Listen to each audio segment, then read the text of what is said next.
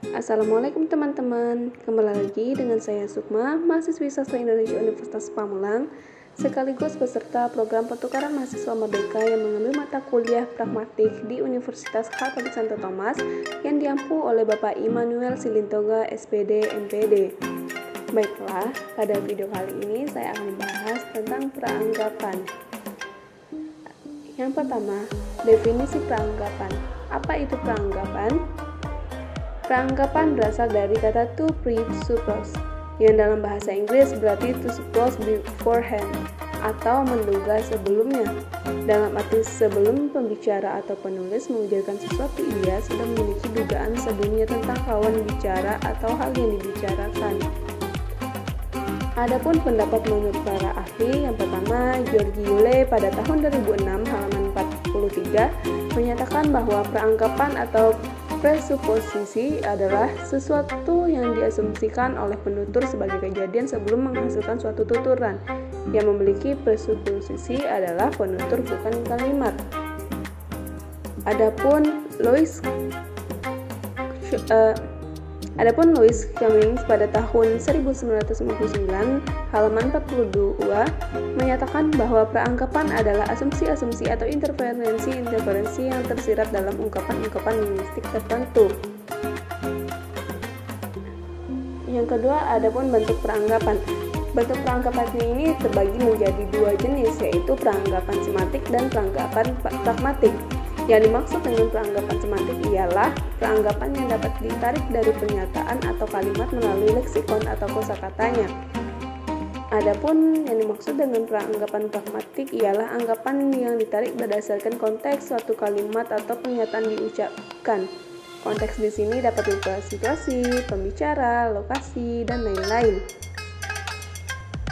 Berikutnya ada ciri-ciri peranggapan. Salah satu ciri-ciri peranggapan ialah keajekan. Nah, sifat keajekan ini di bawah penyangkalan. Hal ini memiliki maksud bahwa peranggapan suatu pernyataan akan tetap ajek atau benar walaupun kalimat itu dijadikan kalimat negatif atau dinegasikan. Contoh, si A, handphone putri itu baru. Lalu si B, handphone putri itu tidak baru. Nah, pada kalimat B merupakan kalimat negatif dari kalimat A. Peranggapan dari kalimat A adalah putri mempunyai handphone. Dalam kalimat B, ternyata peranggapan itu tidak berubah meski kalimat B mengandung penyangkalan terhadap kalimat A, yaitu memiliki peranggapan yang sama bahwa putri mempunyai handphone. Yang keempat, jenis-jenis peranggapan.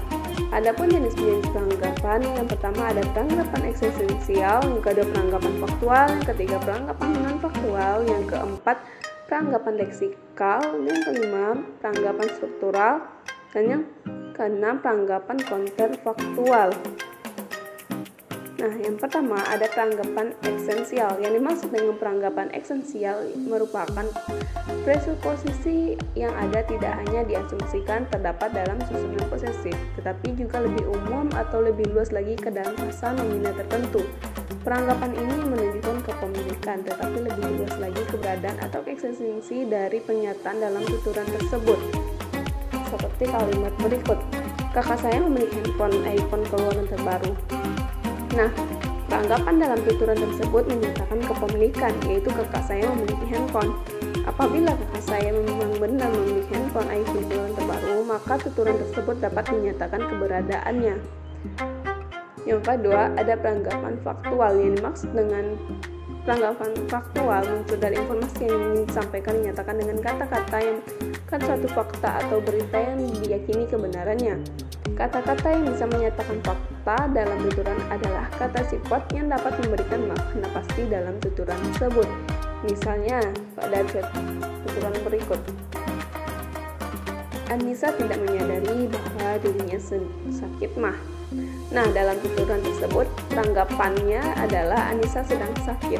Pernyataan itu menjadi faktual karena telah disebutkan dalam tuturan, pengguna kata sakit dari tuturan Anissa tidak menyadari bahwa dirinya tidak sakit mah merupakan kata sifat yang dapat menyatakan kebenarannya. Yang ketiga, ada peranggapan non-faktual.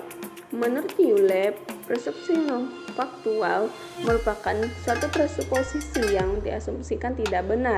Peranggapan ini masih memungkinkan adanya pemahaman yang salah karena penggunaan kata-kata yang tidak pasti dalam dan masih ambigu. Misalnya pada tuturan berikut, dia bermimpi bahwa dirinya menang kuis. Nah, tanggapan yang muncul dari tuturan tersebut adalah dia tidak menang kuis. Penggunaan tuturan dia bermimpi bahwa dirinya menang kuis bisa memunculkan peranggapan non-faktual, karena kalimat tersebut memunculkan peranggapan mengenai keadaan yang tidak sesuai dengan kenyataannya, yaitu memenangkan kuis. Tuturan tersebut jika dibuat kalimat lain bisa menjadi andai saja dia menang kuis, dan kata andai merupakan bentuk dari presuposisi non-faktual.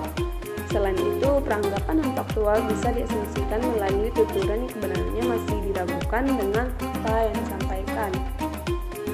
Yang keempat, tanggapan leksikal. Yule pada tahun 2006 halaman 47 menjelaskan pada umumnya di dalam proposisi leksikal, pemakaian suatu bentuk dengan makna yang dinyatakan secara konvensional ditafsirkan dengan presuposisi bahwa suatu makna lain atau yang tidak dinyatakan dipahami.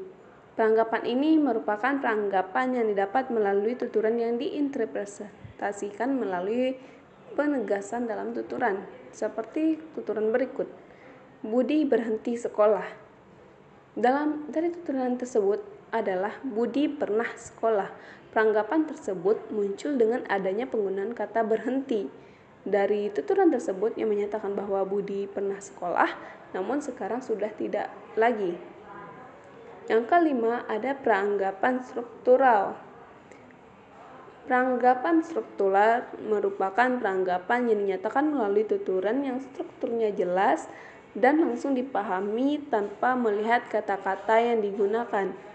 Seperti tuturan berikut. Silakan makan hidangan makanan tersebut. Nah, tuturan tersebut menunjukkan peranggapan, yaitu ada peranggapan yang menyatakan makanan sebagai objek membicarakan dapat dipahami oleh penutur melalui struktur kalimat bertanda seru di akhir tuturan yang menyatakan ajakan. Selain itu, terdapat makna mengapa dalam tuturan silakan makan hidangan makanan tersebut yang bisa saja mengandung makna bahwa jika memakan hidangan makanan tersebut perut akan kenyang. Nah, yang keenam atau yang terakhir ada peranggapan kontrafaktual. Yang dimaksud dengan peranggapan kontrafaktual adalah peranggapan yang menghasilkan pemahaman yang berkebalikan dari pernyataannya atau kontradiktif. Misalnya pada contoh tuturan berikut. Andaikan aku kaya, pasti akan membeli rumah yang besar.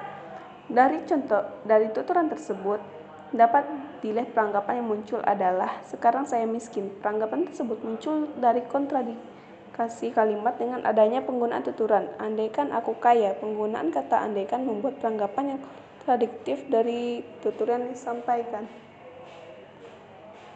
Baiklah teman-teman, itu tentang materi peranggapan. Semoga dapat dipahami dan dimengerti. Terima kasih. Assalamualaikum warahmatullahi wabarakatuh.